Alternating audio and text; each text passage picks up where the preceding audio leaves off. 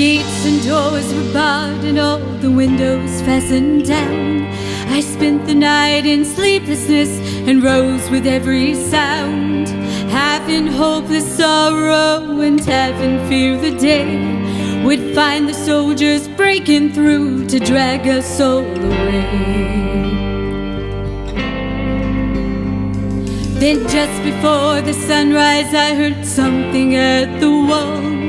The gates began to rattle and a voice began to call. I hurried to the window, looked down into the street, expecting swords and torches and the sounds of soldiers' feet. But there was no one there but Mary, so I went down to let her in. John stood there beside me as she told me where she'd been. She said they'd moved him in the night and none of us knows where. The stone's been rolled away and now his body isn't there.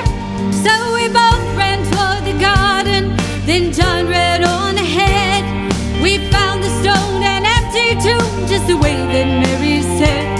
But the winding sheet they wrapped him in was just an empty shell, and how or where they'd taken him was more than I could tell.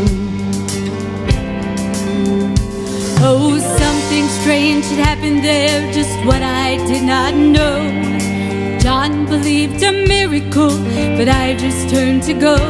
Circumstance and speculation couldn't lift me very high, 'cause I'd seen them crucify him, then I saw him die. Back inside the house again, the guilt and anguish came. Everything I'd promised him just added to my shame. When at last it came to choices, I denied I knew his name.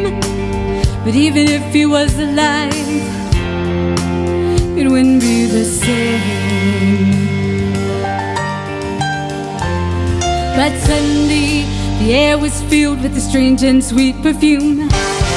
Light that came from everywhere drove shadows from the room, and Jesus stood before me with his arms held open wide.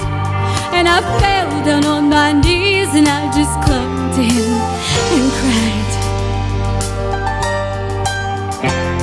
Then he raised me to my feet, and as I looked into his eyes, the love was shining out from him like sunlight from the skies.